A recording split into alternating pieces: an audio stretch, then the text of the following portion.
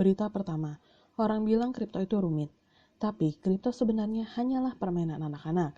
Mulai dari penambang berusia 9 tahun yang menambang Ravencoin dengan menggunakan konsol game, atau penambang Bitcoin remaja yang menghasilkan 54.000 USD per bulan.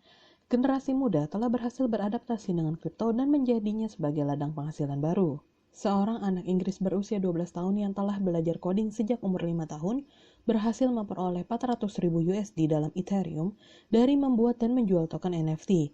Terlebih lagi, dia mengatakan dia tidak berniat mengubah koinnya menjadi fiat karena di masa depan orang mungkin tidak memiliki rekening bank, hanya dompet Ether. Benjamin Ahmed memulai semuanya dengan belajar HTML dan CSS lalu JavaScript. Tetapi baru pada tahun 2021 dia beralih ke NFT. Saya pertama kali belajar tentang NFT awal tahun ini. Saya terpesona dengan NFT karena Anda dapat dengan mudah mentransfer kepemilikan NFT melalui blockchain. Saran saya untuk anak-anak lain yang mungkin ingin masuk ke ruang ini adalah jangan memaksakan diri untuk melakukan coding, meskipun mungkin Anda mendapatkan tekanan dari teman. Jika Anda suka memasak, memasaklah. Jika Anda suka menari, menarilah. Lakukan semuanya dengan kemampuan terbaikmu.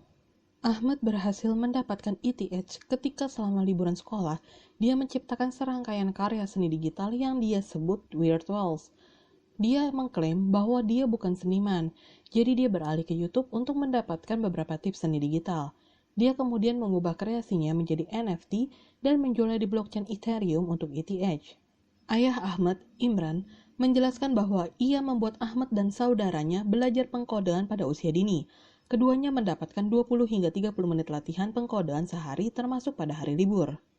Ahmad mengatakan bahwa dia membuat set NFT pertamanya setelah menghabiskan banyak waktu bermain Minecraft.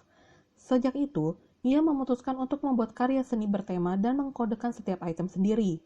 Proyek ini menghabiskan biaya hanya sebesar 300 USD.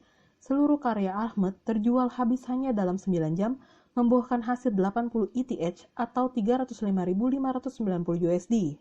Berita kedua, Komisi Sekuritas dan Pertukaran AS SEC dilaporkan mendorong penyelidikan terhadap Uniswap Labs, pembuat protokol Uniswap UNI Dollar.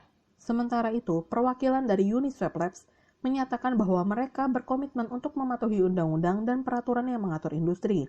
Mereka berjanji akan memberikan informasi kepada regulator dengan baik.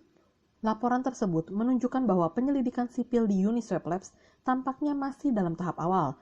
Namun demikian, Gary Gensler dari SEC telah memperingatkan posisi agensi bahwa sementara kripto dan DeFi dapat terus menjadi katalis untuk perubahan di bidang keuangan meskipun sektor-sektor ini tidak kebal terhadap peraturan dan pengawasan.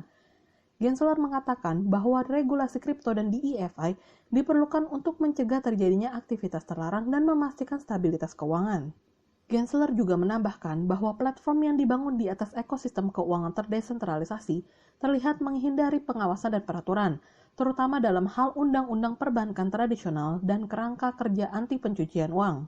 Protokol pertukaran terdesentralisasi Uniswap menyumbang beberapa volume terbesar dari transfer token ERC20 di industri kripto. Uniswap punya pangsa pasar lebih dari 21%.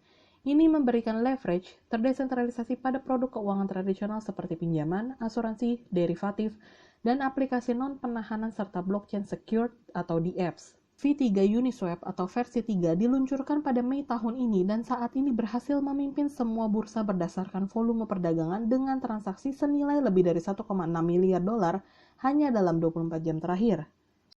Sekian GoBinders Update hari ini.